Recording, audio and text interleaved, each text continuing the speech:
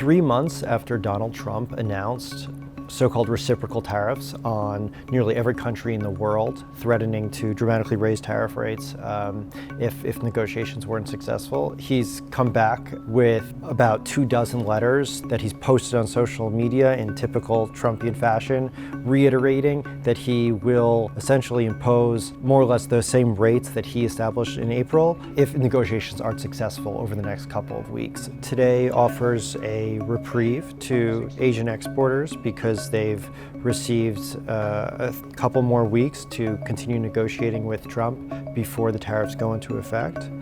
But on the other hand, this reignites the trade war in a very potentially devastating way for a lot of economies in the region that rely quite heavily on exporting to the United States.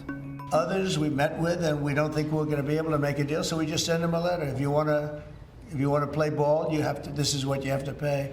Two very important United States trading partners, Japan and South Korea, were informed that starting August 1st, goods that they exported to the United States would have a tariff rate of 25%, which is quite high. And then a range of other economies that are also quite important, Thailand, South Africa, Indonesia, Bangladesh, also received letters. The letters were all quite similar in tone and wording. There was a range typically in about the 25% to 40% range in Asia, where countries learned that essentially starting August 1st, if nothing changes, they're going to have to pay very hefty tariffs. I'm saying here it is, congratulations, welcome to the United States. I hope you make a lot of money and you're going to pay us money. I've spoken to business leaders in the region and they're of two minds. So some of them are taking this very seriously and are extremely worried that the tariff rates that were laid out in the letters are going to be imposed.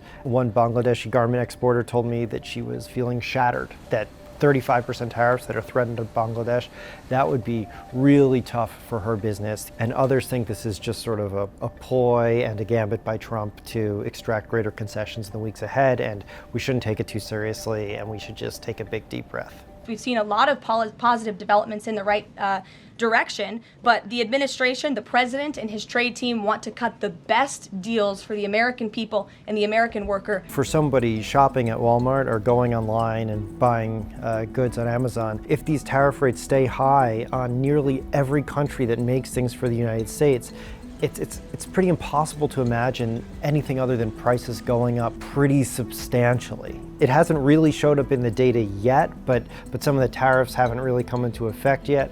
If things stay the way they've been laid out today, it would weigh on consumers' wallets, no question. What this could do is this could end up reducing trade, making goods more expensive, making Americans think a lot harder about purchasing decisions and what they decide to buy. And therefore it could have devastating effects on Asian economies and certainly impact how rich Americans feel. Of course, there's also the possibility that some negotiations are successful over the coming weeks and that the tariff rates are dropped and that, nothing really changes. I suppose that there's a range of possibilities.